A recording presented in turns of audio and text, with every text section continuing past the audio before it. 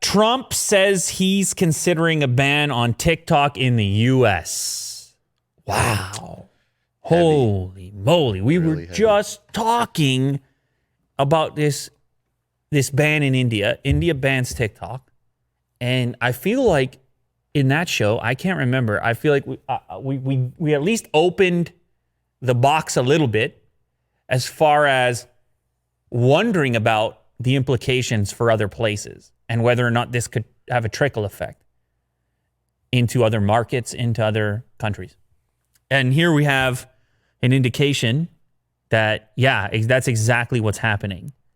So India made the move and got rid of TikTok. I mean, really they wiped it off the face of, it's gone.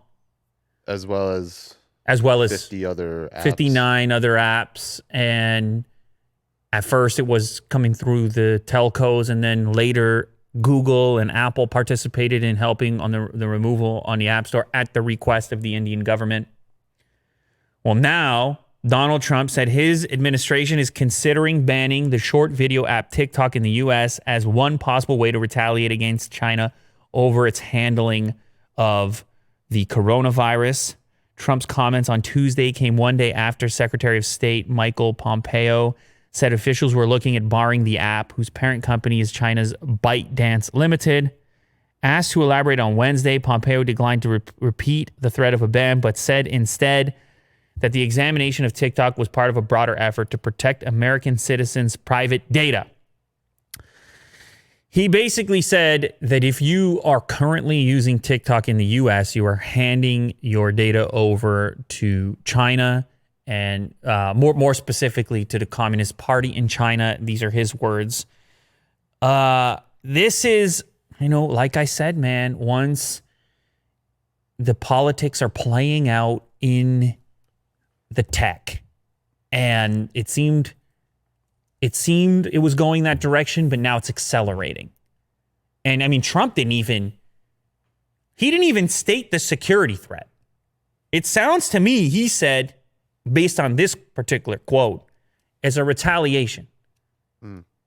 Making a statement. It's a retaliation, is what he's saying. So the language coming out of India was different. They decided to focus solely on the potential security threat of this data ending up on a server somewhere in China, whatever data is leaking out of an app. Trump says what he says. Pompeo says what he says. He goes the data route. He goes the spying and the espionage route. He goes the Huawei route. Trump just says retaliation. Yeah. And so I think it's all of the above. To be fair, I think it's a whole series and a set of reasons behind a move like this. Yes, it's all of it. It's a signal. It's a threat. It hurts for that market. It's an injury to that market, and it's also a protection measure against any or at least a large amount of data outflow leaving the country. Now, you and I spoke about how this is a lot of the data piece, and I mean, Apple won't stop talking about it. The data piece is not exclusive to any Chinese app. This is part of online life and online experiences, is that you, particularly Google, pick your company. When you sign that terms of service or whatever it is, you are giving up some amounts of your own personal data in exchange for the services that you find to be valuable. You mean the terms as a 100-page document that people can just tap and then you're ready to go? Willie Do making his own statement. That's what it is now. Willie Do making his own statement right now. Yeah, dude, no one's going to read it. Easy. And you're absolutely right. Do we really know? What do we know? Who's doing the deep investigation into where and how your data is valuable and what does it really mean? So when it comes to that type of thing domestically, we at least say, okay, Well, yes, we are sort of submitting ourselves in that fashion. However, that analysis is taking place close by. Yes. And whoever knows about me or knows about us or whoever's churning through that data is somewhat around the corner over there in Silicon Valley. Yeah.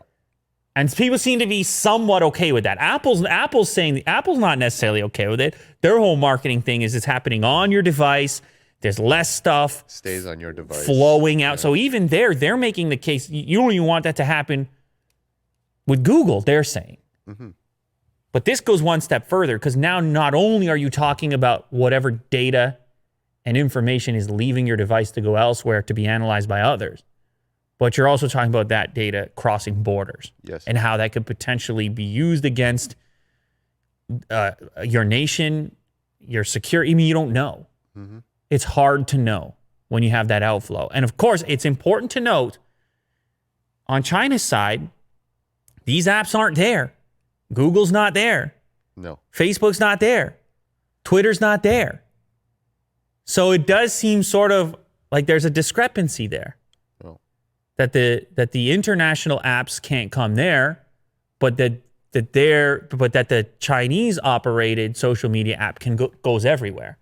So it does seem a little off kilter from that standpoint. Where do I stand on it? I sort of felt like this was going to happen at some point, to be honest with you. This conversation would come up, seeing as how much we've talked about Huawei on the hardware side. Yeah, maybe it's going to come into the software side as well, as we've seen here. I think it sucks anytime a customer doesn't have the option themselves to make up their own mind about what they think. That if you let a customer know and let them see what they want to do. But I also understand the other side because of the complexity of these types of terms of service and so forth that you just mentioned.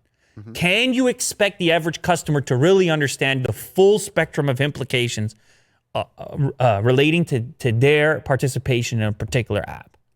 Is that realistic? Or is this precisely the place where a government steps in and says, look, we don't need you to understand the whole picture, but we don't like what we're seeing. Yeah. But the problem is you have to trust they have your best interest in mind and that it's not some political play. Mm-hmm. That's the problem. TikTok users, by the way, yeah, Willie Doo's got a graph up here. United States, third biggest market. India, second biggest. Of course, TikTok and Chinese company, Chinese market is in there as well. This would be a huge blow to TikTok, the app, ByteDance, the company. Mm-hmm. If they lose India 1 week and a couple weeks later they lose the U.S. market, yeah, that's not a good day in the office. There's been better days, and the thing is, it was flying high. Yep. Oh, there's another piece I should mention real quick. I'm sure the detectives in the audience are going to bring this up in the comments if I don't. There is an actual specific thing that is being pointed to as some kind of violation within TikTok, and that has to do with TikTok extracting data from minors, people under the age of 13. And I think I recall YouTube getting into some trouble with this at one point in time.